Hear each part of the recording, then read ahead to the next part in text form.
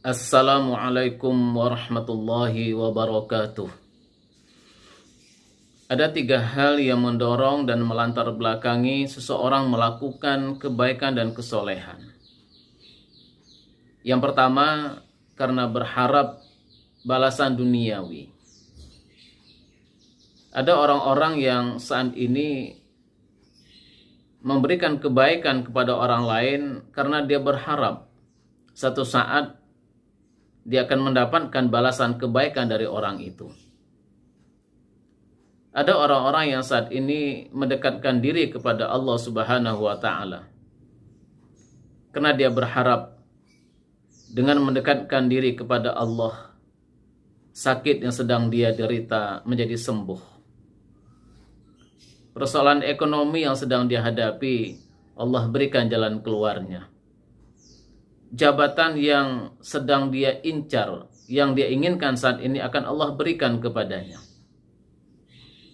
Semua itu dia lakukan karena berharap balasan-balasan duniawi.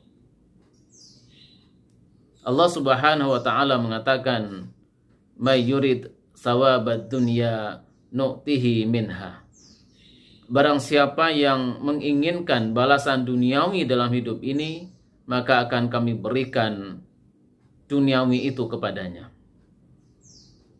Rasulullah sallallahu alaihi wasallam bersabda, "Man kana hijratuhu lidunya yusibuha aw imra'atin yankihuha fa hijratuhu ila ma hajara ilaih."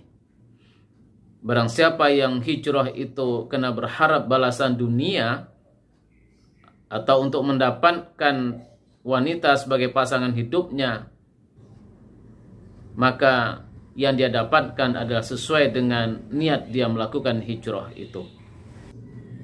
Kebaikan yang dilakukan karena dimotivasi oleh kepentingan dunia, harapan balasan dunia, maka kesolehan dan kebaikan itu akan berkurang dan bahkan akan terhenti ketika dia sudah tidak lagi berharap tentang balasan-balasan dunia ini.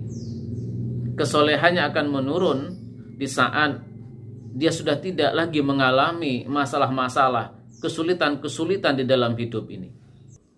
Dia tidak akan mendekatkan diri lagi kepada Allah karena sudah tidak ada harapan balasan duniawi yang diharapkan dari Allah Subhanahu wa Ta'ala. Adapun yang kedua adalah kesolehan, kebaikan yang didorong oleh harapan ukhrawi.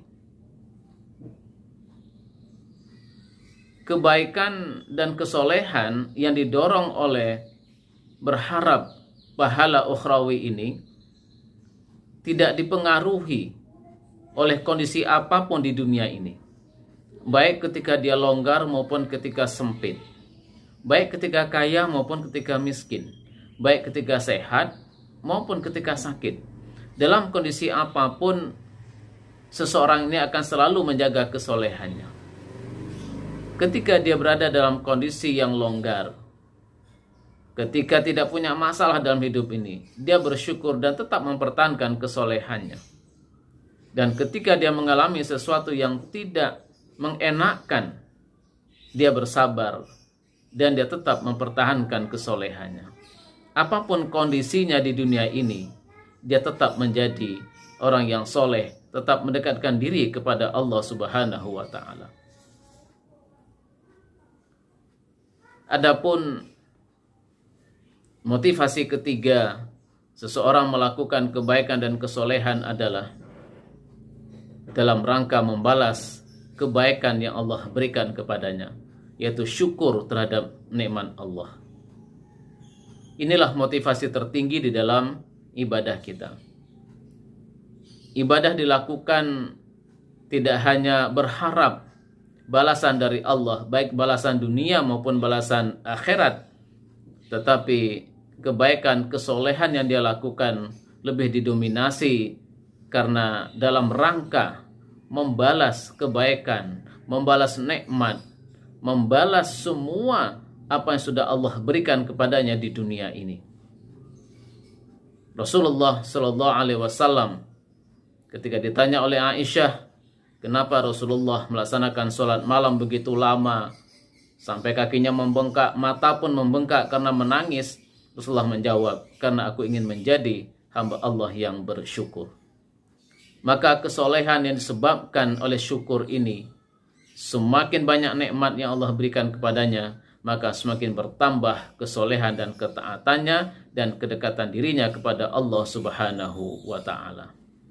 Semoga kita semua di dalam melakukan kebaikan dan kesolehan tidak hanya dimotivasi oleh balasan-balasan duniawi, tidak hanya dimotivasi oleh balasan-balasan ukhrawi, tetapi juga dimotivasi karena rasa syukur kita kepada Allah dalam rangka membalas kebaikan-kebaikan yang sudah Allah berikan kepada kita. Semoga bermanfaat. Wassalamualaikum warahmatullahi wabarakatuh.